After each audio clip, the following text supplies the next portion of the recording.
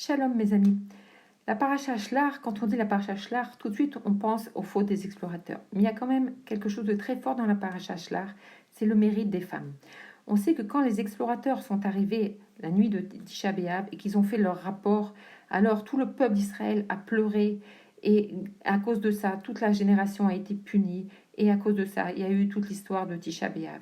Mais les femmes n'ont pas participé aux pleurs. Les femmes, elles voulaient rentrer en Eretz Israël. Elles ont essayé de convaincre leurs maris, mais malheureusement, les maris n'ont pas accepté.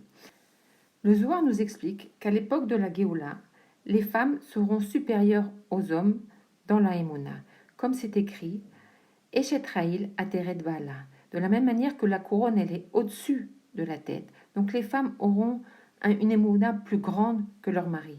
Et donc elles auront ce rôle d'influencer les maris, les hommes, à se préparer à la Géoula. Et donc Akadosh Baruch Hu nous donne un grand mérite de pouvoir influencer notre entourage et de pouvoir préparer le monde à la Géoula. Et il y a encore un autre enseignement dans la paracha Shlach, il y a la mitzvah de Chala. Et pourquoi donc cette mitzvah a été donnée à la femme? En fait, la première fois qu'a été faite la Chala, c'est Akadosh Baruch Hu lui-même qui l'a fait. Il a pris de la terre et l'a transformée en pâte et a créé Adam avec. Et Adam, c'était la chala du monde, c'était la chose kodesh par rapport au monde, c'était la partie sanctifiée du monde, comme la chala de la pâte.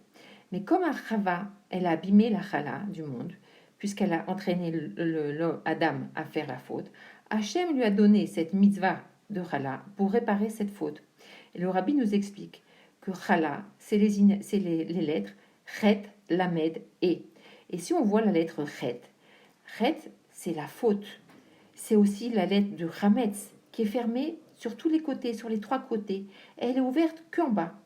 Et ça veut dire que c'est l'orgueil et la yeshut et l'ego qui vont attirer l'homme vers le bas, qui va l'attirer vers les clipotes impures. Et si on voit la fin du mot, c'est la lettre E. Et cette lettre E, on la retrouve dans le mot matzah. La lettre E, elle a une petite ouverture. C'est-à-dire qu'elle a un petit pied du côté gauche et l'autre côté, elle a un toit. Et il y a cette ouverture. Et cette ouverture, c'est la possibilité de faire tchouva. Et le lamed, c'est la lettre qui va unir. Et c'est quoi cette union? C'est prendre la faute, mais pas détruire l'obscurité, mais de transformer. C'est de transformer la faute. On utilise le négatif pour le transformer, pour le ramener du côté d'Akadosh Baruch Hu. Et le rabbi nous explique que d'Afka à Pessar, on prend le Hametz, c'est-à-dire la Gava, la Yeshut, et on la brûle, on détruit le Hametz, on le brûle. Mais quand arrive Shavuot, on fait d'Afka le Korban avec du Hametz. Et d'ailleurs, c'est la seule fête où on a le droit de ramener du Hametz. Et Shavuot, c'est la shlemut de la sortie d'Égypte, puisqu'on sait qu'on est sorti d'Égypte, on est sorti à Pessar, et on a traversé le désert pour arriver à servir à Kadosh Baruch Hu.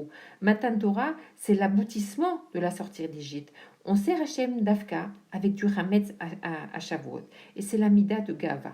Et pour expliquer ça, on raconte une petite histoire. Il y avait un tzaddik, on lui a demandé « Comment tu fais pour ne pas écouter ton Yetzer Hara ?» Et il a répondu « À chaque fois que vient le Yetzer Hara pour me dire de faire une Avera, je lui dis, écoute, moi je suis un juif qui étudie la Chassidut, tous les jours je fais ma tula, tous les jours j'étudie, et toi tu veux m'attirer par cette faute-là, mais ça ne me correspond pas, je suis loin de tout ça, c'est pas ma team pour moi. Et le Yetzer Hara, il s'en va.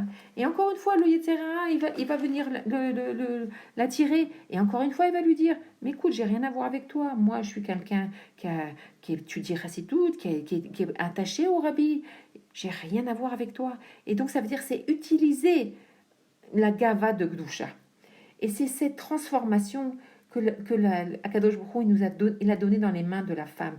Que justement, quand on va faire la chala, on transforme le mal en bien. On transforme le chet en et. On transforme la galoute en géoula. Et comme on est encore dans le mois de Sivan, on peut rappeler que à Shavuot, tous les goïms sont venus apporter des cadeaux au Ham Israël. Et le Malach Hamavet, Satan, il est venu voir Moshe et il lui a dit, moi aussi je veux te faire un cadeau. Et Moshe lui a dit, qu'est-ce que tu veux me faire comme cadeau? Et il lui a dit, je veux te donner le secret des encens, le Sod Aktoret. Il lui a dit, à chaque fois qu'il y aura une épidémie dans le Ham Israël, alors tu te mettras entre les morts et les vivants et tu agiteras l'Ektoret. Et on sait que Moshe Rabbeinu a utilisé ce sod, ce secret, dans la paracha Pinchas, où il a arrêté l'épidémie. Et le Rabbi nous explique que Davka, la Géoula, ça sera un moment encore beaucoup plus haut que Matan Torah. Alors aussi, tous les goïms ils vont venir amener des cadeaux. Ils vont amener toutes les étincelles de Gdusha qui ont été perdues, toutes les étincelles de Gdusha, tous les juifs qui ont été perdus jusqu'au point où ils ne savaient même pas qu'ils étaient juifs. Les goïms ils vont les ramener. Comme c'est expliqué, dans des carrosses remplies d'or avec des pierres précieuses, ils vont ramener tous ces juifs-là, tous ces étincelles perdues au Mashiach, Bezrat Hashem. Et le Rabbi continue de nous dire que justement, si la Géoula, elle tarde tellement, alors ça ne sera pas Arishena. Et ça veut dire quoi que ça c'est pas Arishena? Ça veut dire que plus la Géoula tarde, plus toutes ces étincelles qui ont été perdues, elles peuvent être retirées. Toutes ces étincelles qui sont enfouies dans le mal, elles peuvent être retirées. On a le temps de les dégager. Et tout ce temps-là, c'est justement pour que toutes ces étincelles qui apparemment étaient perdues, elles vont être élevées. Et donc le monde sera entièrement élevé, pas une parcelle du monde sera perdue. Alors, Bezrat Hashem, que ce travail soit fini et qu'enfin on puisse accueillir le Rabbi Melech HaMashiach. Et Ri Adonenu.